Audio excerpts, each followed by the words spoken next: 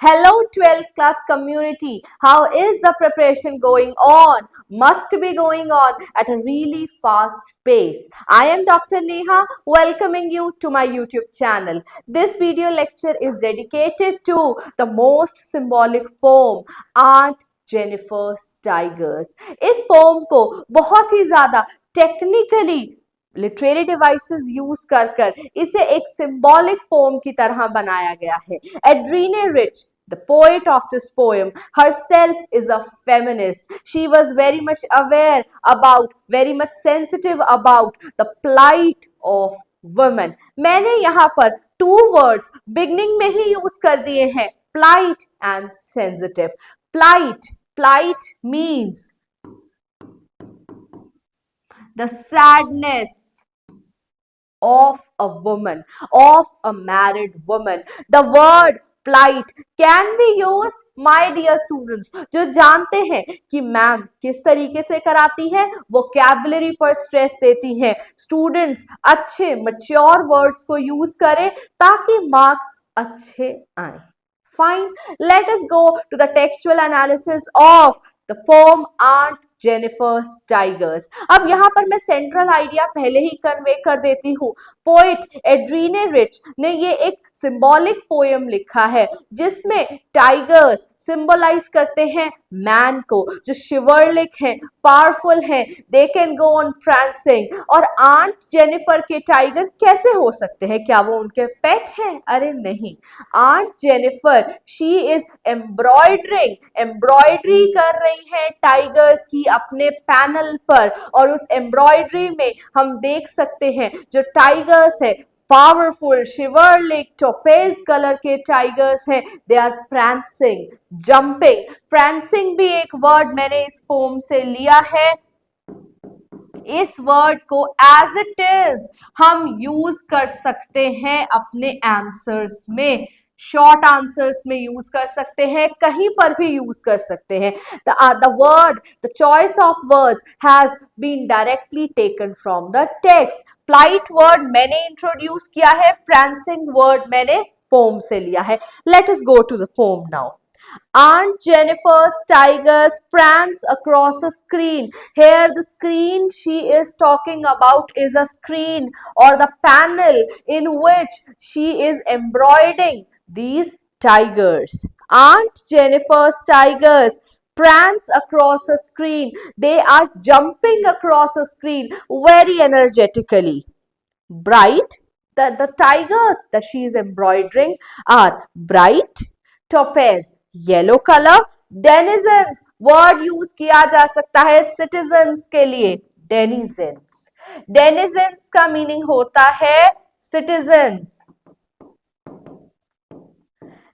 Tigers कहां पर रहते हैं? In the world of green, forest में रहते हैं.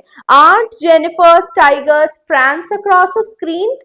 Bright topaz, denizens of a world of green. Rhyming scheme देख रहे हैं? Screen, green. They do not fear the men beneath the tree. अरे जो आंट जेनिफर के टाइगर्स हैं, they are very strong. They do not fear the hunters.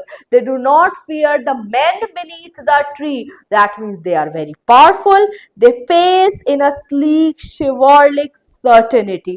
अब यहाँ पर वो जिस तरीके से वॉक कर रहे हैं, उनकी स्पीड क्या है? जैसे एक टाइगर आपने जू में देखा होगा, उसकी स्पीड कैसी होती है, या डिस्कवरी चैनल पर देखा होगा, for that matter national geographic पर देखा होगा, तो यहाँ पर जो टाइगर की स्पीड होती है, पेस होती है, वे ऑफ वॉकिंग होता है, लगता नहीं कॉन्फिडेंट होते हैं, बिल्कुल होते हैं. शिवॉर्लिक सर्टेनिटी, सी एंड सी, तो दे आर शिवॉर्लिक. शिवॉर्लिक का मीनिंग होता है स्ट्रॉन्ग, पावरफुल. बेटा ये एक ओल्ड इंग्लिश वर्ड है, शिवरली, शिवॉर्लिक. अरे मैं श्रीवल्ली की बात नहीं कर रही हूँ, I am talking about chivalric है.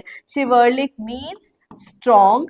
ये वर्ड्स, ये this word was initially used for soldiers, knights, उनके लिए ये वर्ड्स यूज किया उनके लिए ये वर्ड यूज किया जाता था कि knight was very chivalric, he was very strong. So aunt Jennifer के जो टाइगर्स हैं they are very strong, knight और सोल्जर की तरह. They are fighters, they are certain. Certain क्या है? They are confident, they do not need any help, they are sure what they want, they know what they Aspire.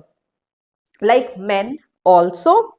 Aunt Jennifer who is embroidering those tigers upon the screen, she is completely opposite of those tigers. She is embroidering. Aunt Jennifer खुद बिल्कुल opposite है उन tiger से जिनको वो embroidery कर रही है. Aunt Jennifer's finger fluttering, FNF.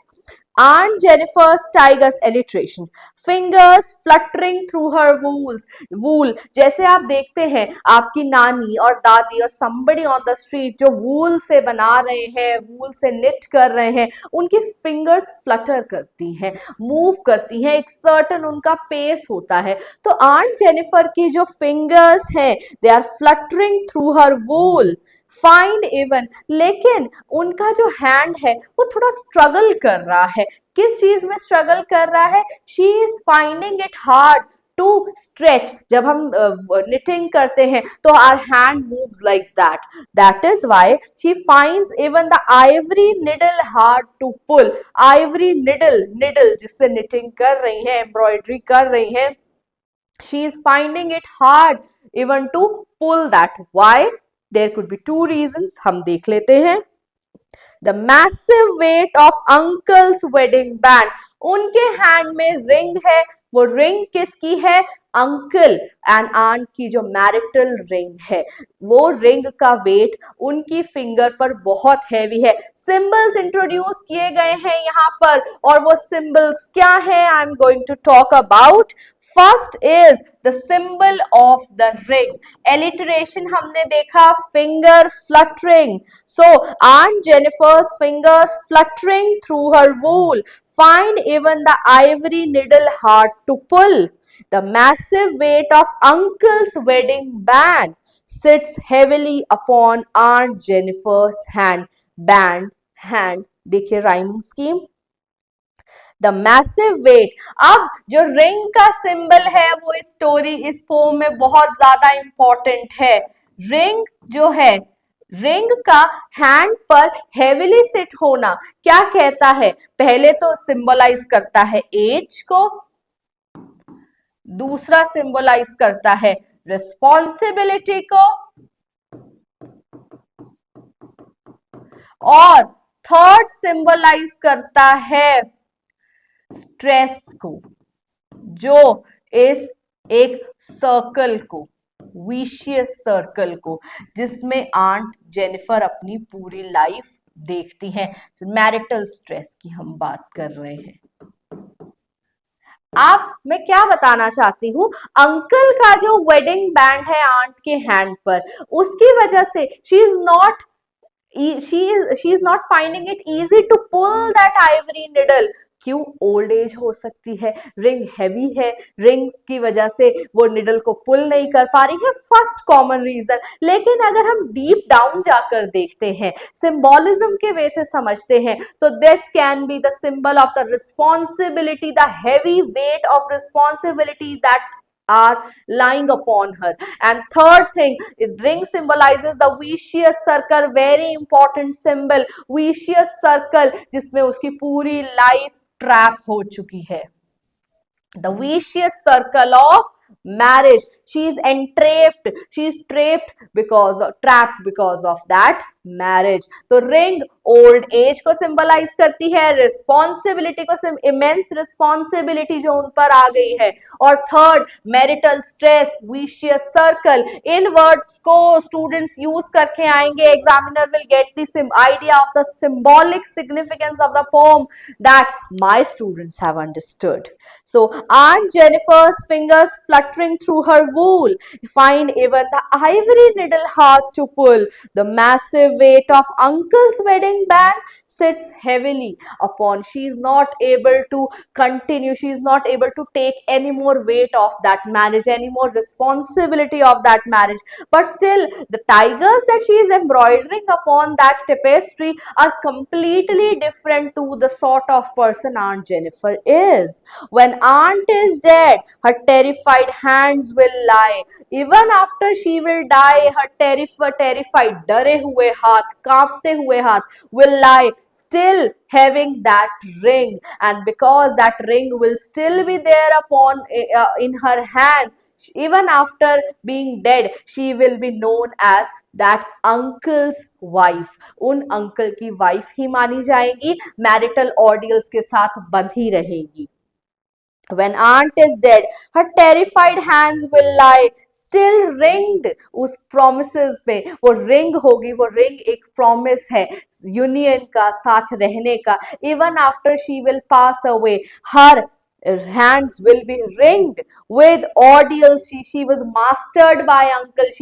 This is the reality of the male female relationship. Adrena Rich जो हमारी poet है, वो एक feminist writer है जो female cause, female sensibility के बारे में बहुत ज़्यादा sensitive है. And here also we can see this thing that she is mastered by those tigers. She is mastered by that ring. She is mastered by uncle. That shows male chauvinism, male dominance in our society. She has to abide by all the ordeals. She cannot outweigh her responsibilities. All the responsibilities and burdens are upon her, but still she is subdued, she is submissive. Word use कर सकते हैं, subdued, submissive. Aunt Jennifer, like any other married woman, she is subdued, she is submissive, vicious circle, responsibility, old age. कुछ ऐसे symbols हैं poem के जो मेरे students जरूर से जरूर use करके आएंगे. When aunt is dead, her terrified hands will lie, still ringed with ordeals she was mastered by. The tigers in the panel, even after she will pass away, what will tigers do? They will go on prancing, proud and unafraid. Even after she will pass away, even after she had been consistent, consistently वो इस marriage में subdued रही है, submissive रही है. लेकिन the tigers that she has made, tigers symbolize male chauvinism. Today the times are really different, I will say that. But Adrena Rich उस वक्त जब लिख रही थी तो feminist movement चल रही थी, and because of that she is through this poem she is showing her sensibility and sensitivity towards the tigers who represent male, and Aunt Jennifer symbolizes the vicious circle in which the married women are captivated. The tigers, even after she will die, the tigers will be proud. They will be prancing, they must be prancing here and there. And with that, I come to the end of this video. Students, with each video, I am giving you new words that can be used in your paper. Examiner will be very happy to read that if the ideas are clearly expressed. आप text में से word उठाइए. एक idea जाने से पहले एक idea मैं और देकर के जाना चाहूंगी. जब भी बेटा आप अपनी पोम में से या टेक्स्ट में से, स्टोरी में से कोई भी वर्ड या लाइन टेकअप करते हैं, जैसे मैंने यूज किया फ्रांस, तो इस वर्ड को मैं डबल इन्वर्टेड कॉमास में लिखूंगी या फिर इसको डबल अंडरलाइन करूंगी ताकि एग्जामिनर को एक टेक्निकल आइडिया हो कि स्टूडेंट्स ने यहाँ पर इस वर्ड को टेक्स्ट में से लिया है. This will give the impression. अब मदर एट 66 में आप वैन, कलरलेस, आप कॉप्स, इन वर्ड्स को हाईलाइट कर सकते हैं डबल अंडरलाइन कर ताकि एक टेक्सचुअल एनालिसिस का आपको आइडिया मिले, एग्जामिनर को आइडिया मिले, and that will surely help you in fetching you good marks. I will, before exams, I will definitely devote a video in how to attempt English paper. किस तरीके से छोटे छोटे चेंजेस कर कर हम अच्छे मार्क्स गेन कर सकते हैं, उस पर एक वीडियो जरूर से जरूर डेडिकेट किया जाएगा। Till the time we meet next, prepare well, go through the text of the poem, and soon we will be sharing another video about the next poem. Thank you. Have a nice day.